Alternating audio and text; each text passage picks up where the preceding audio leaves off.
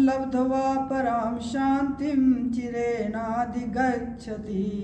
श्रीकृष्ण गोविन्द हरे मुरारी, हे नाथ नारायण वासुदेव। हरे कृष्ण कृष्ण कृष्ण हरे हरे, हरे राम राम राम हरे हरे। इस श्लोक में श्रद्धावान पुरुष को ज्ञान प्राप्त होने की बात आई है। अपने में श्रद्धा कम होने पर भी मनुष्य भूल से अपने को अधिक श्रद्धा वाला मान सकता है। इसलिए भगवान ने श्रद्धा की पहचान के लिए दो विशेषण दिए हैं, संयते इंद्रिय और तत्पर।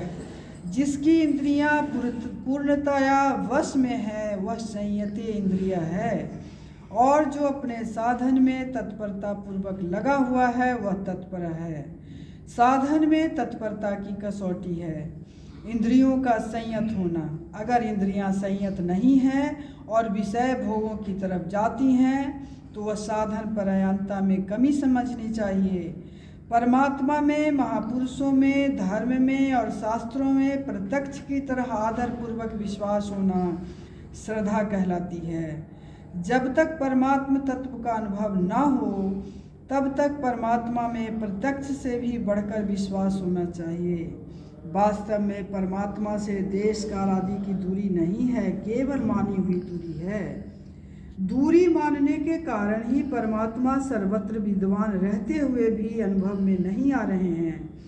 इसलिए परमात्मा अपने में है ऐसा मान लेने का नाम ही श्रद्धा है।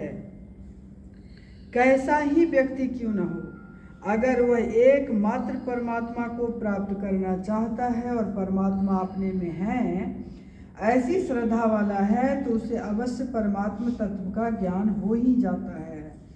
संसार प्रतिक्षण ही जा रहा है, एक क्षण भी टिकता नहीं, उसकी स्वतंत्र सत्ता है ही नहीं।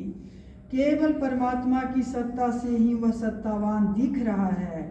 इस तरह संसार की स्वतंत्र सत्ता को न मानकर एक परमात्मा की सत्ता को ही मानना श्रद्धा है। ऐसी श्रद्धा होने पर तत्काल ज्ञान हो जाता है। जब तक इंद्रियां संयत न हो और साधन में तत्परता न हो तब तक श्रद्धा में कमी समझनी चाहिए। यदि इंद्रियां विषयों की तरफ जाती हैं तो साधन में तत्परता आती ही नहीं। साधन में तत्परता न होने से दूसरे की परायणता, दूसरे का आदर होता है। साधन में तत्परता न होने से दूसरे की परायणता, दूसरे का आदर होता है। जब तक साधन परायणता नहीं होती तब तक श्रद्धा भी पूरी नहीं होती।